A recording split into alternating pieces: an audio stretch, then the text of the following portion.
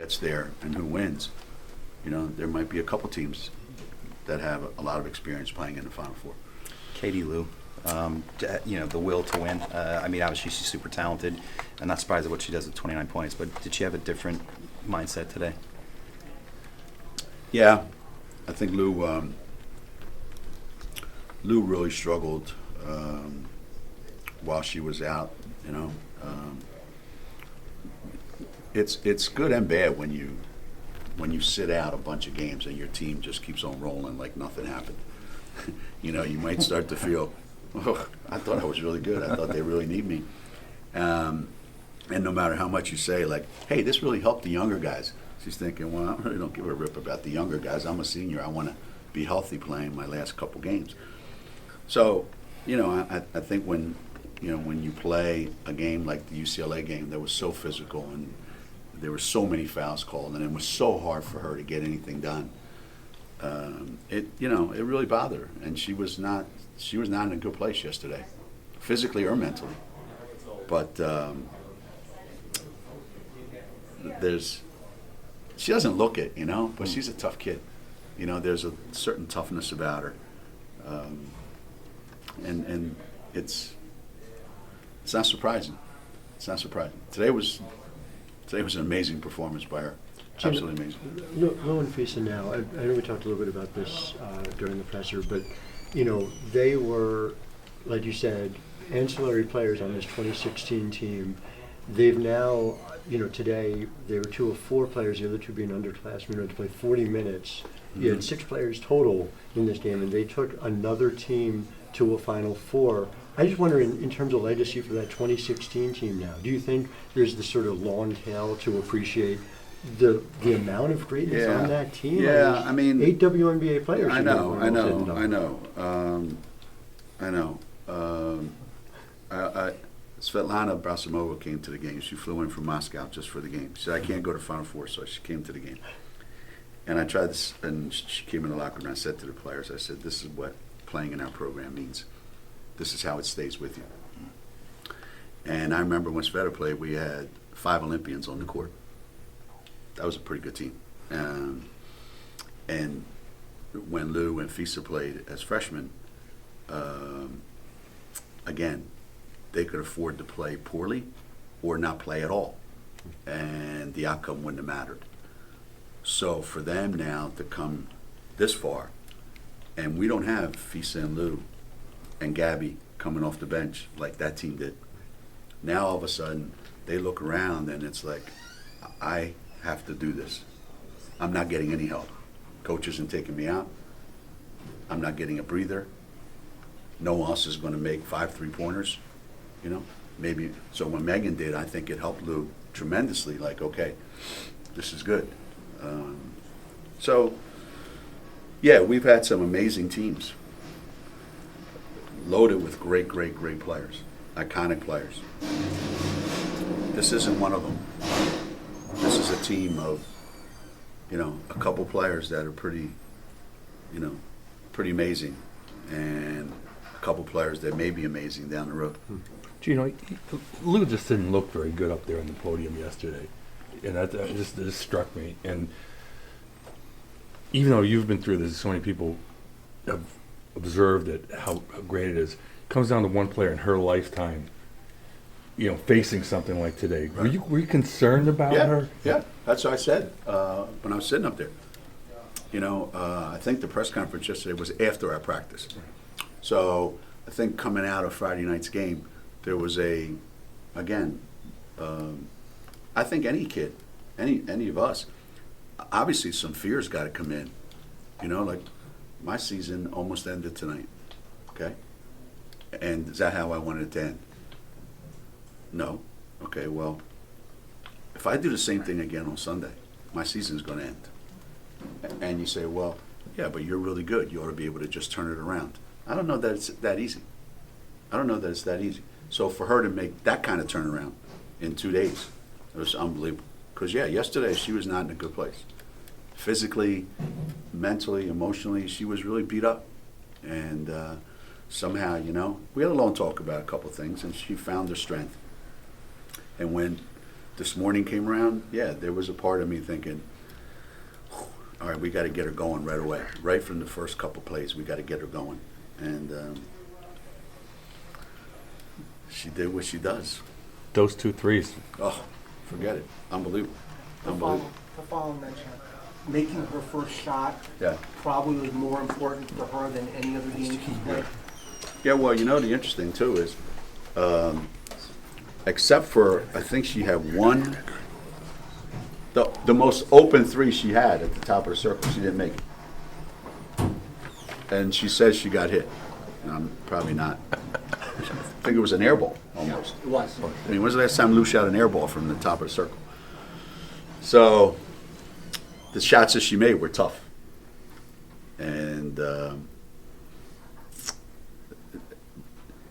great players make great plays. And this time of the year, if you have them, you have a chance to win. If you don't have those guys, it's hard to win. It's hard to win. You've talked about how hard this is. Has the magnitude of 12 straight hit you yet? Yeah, I mean, everybody talks about it, so it's been brought up a bunch of times, but doesn't make it any easier to digest. You know, we've been in more Final Fours in a row than some conferences have been in Final Four, period. It's hard to wrap everything around in a nice little package and go, yeah, this is where this fits. Doesn't fit at all. You know? And, you know, for anybody out there that's, you know, disappointed that we're in the Final Four, right? To disappoint you, you know. You know, my guys are just as entitled to go as anybody else's guys. So, you know, Kristen and Olivia have never been to the Final Four, so they're just as entitled to go as any other freshman. So I'm thrilled for them, and it's not their 12th in a row. It's their first. And this is Megan's second. And she didn't even play in last year's. And now she's going to start and have to play a huge role in this one. So a lot of first times coming up. Does that make each one special, though, because it is different players each time? Yeah. That's why you never go to the Final Four, win a game to go to the Final Four and feel like, yeah, well, I've been there X number of times, because it's not about you. You know, it's about the people that are going there. But I had never seen our coaching staff as happy as they were today, because they put a lot of time into this. Just to follow on that, how many times have you seen the face of smile or the look on Katie Lou's face because of everything? I mean, the last 3 years you were unbeaten at this point, and this time. Yeah, I know. We Yeah. have 2 losses. And it's a little, well, isn't it a little different playing you guys in March than it is in January? I would like to think so. I would like to think that we're not the same team in March that we are in January, but I think everybody is. I think everybody's different in March than they are in January. But, hey, look, we could go there next week and play lousy and get blown out. I mean, you don't know. This is one of those times where I go into every game in the postseason, and I'm thinking, this could be the day when it all kind of catches up to us, you know, like at Baylor, like at Louisville, where we just walk in and we're totally blown away. You know, I was nauseous all weekend thinking this could be the day. You know, usually when when we come to these regionals with the teams that I've had, I'm not nauseous. I'm like the happiest guy in the world, generally, at least on the outside. But this time, I was a wreck, because we're like this far away from winning the whole thing and for it all blowing up in our face. And I've never really experienced that much. You guys have made a habit out of not cutting down the nets here. Yeah. Did you reconsider today because of... I asked them. I always ask them. I said, CD, what are they going to do? She goes, they said no. I said, okay. They had the ladder up there. I said, oh, man, then maybe this time they're going to go up in there and do it. And she said, they said no. Do you appreciate that attitude that's unfinished? Yeah. You know, part of me does, and part of me is like, you know, we should celebrate. But I also know where they're coming from. They're not going to go back to campus at the end of the season if we don't win next weekend and go, yeah, look at this Eastern Regional net that I have. Nobody's going to care about that. So they're like, There's only one net that matters. You've talked about how hard it is, and there's, I feel like, a difference in how John Wooden's run is looked at with benefit of hindsight. Do you think that people will need to have time pass to fully understand what 12 straight means? Well, I think if John Wooden was alive today and coaching at UCLA and doing what they did in the late 60s and 70s, people would be sick of UCLA. Because everybody loves a winner until they don't. And UCLA's dominance was so dominant that there was not enough media and not enough attention for it to be all-consuming, you know. But when you look back and you say, that was a different era, that was a different time. There's 32 teams in the NCAA tournament. I mean, you win 2 games, you go to the Final Four, you know, and they were always in Los and Angeles. they were always, you know. So it's a different time, a different era, and, you know, you look around today and it's like, you know, it's supposed to be different. You know, teams are supposed to be more competitive, and it is. It's supposed to be much more difficult, and it is.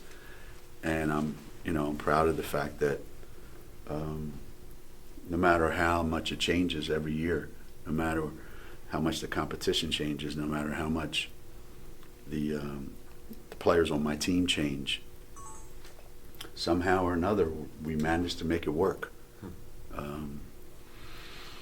You know, I don't know if it's going to last forever. Nothing lasts forever. But I'm going to enjoy this one for now, that's for sure. Any different that your regional final was on a Sunday afternoon, you'll be home Sunday night instead of playing on Monday night and then Very having to rare, turn around? very rare for us. Usually we're playing Monday night at 9:30, and we get home at like 3 o'clock in the morning, and then we got to go Tuesday to the Final Four. So for us to play Sunday at noon, that's like we're getting a week off. I mean, it does seem different. I'm glad that we got to experience it. Early games are actually pretty good. You don't have to sit around and agonize over it.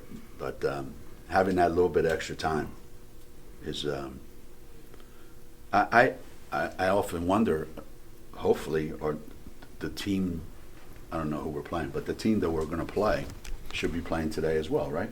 No. And that's what happened with us in the past. A team would win on Sunday, then we would win on Monday, and then we play the team that won on Sunday that had an extra day. And now we get that extra day. I don't think it's fair either way. I think whoever the bracket is, we should play today. And then the teams that are going to play, you know, on Monday, both have to play on Monday. Or the teams that play on Friday, both have to play on Friday. Everybody should come from the same playing field. But unfortunately, TV being what it is, it's not set up like that. Geno, in terms of tonight, Crystal Dangerfield, Yeah. you know, she shut down Asia during that first quarter. First half. How important was it for you to have her handled there so you didn't have to double team her? Yeah, we had made a decision we weren't going to do that. We said we're not going to double. We're going to let Asia get what she gets and just try to make her work as hard as possible to get those. And we just decided we cannot live with 11 made threes like last time. So if we can hold them to 4 or 5, that's 18 less points that they're going to score. In a 9-point game back at their place, I like our chances. So between that and the free throws, okay, and limiting how many threes they were going to attempt, which means we would give up a lot of points in the lane, which I was okay with. A lot of jump shots in the lane. A lot of layups maybe. Who cares? I care. But the threes were what killed us. And we managed to do a great job with that. And Crystal, Lou, defensively, we really took away a big weapon from Louisville and made them have to figure out a way to score the other way. Another 35-win season. 35 wins? Yeah. Jesus. About a minute left in the game, I felt like I was 101. I felt like my life was passing in front of me. You know, the stories that I hear about the impact that we have on fans in Connecticut and around the country when they tell you stories like this, that these people, 80s, 90s, 100, a big part of their life is watching our team play. You know, and I feel really, really good about that, and my players do too. That this guy who probably doesn't have it easy to get around. I mean, my mother's 87, I know. And this guy's going to come up here to watch a game, and I just think it's an honor that someone would think enough of you to want to do that when he could have sat home and watched it on TV. I think that's really, really cool. Give me his address. I want to send him something. Okay. All right?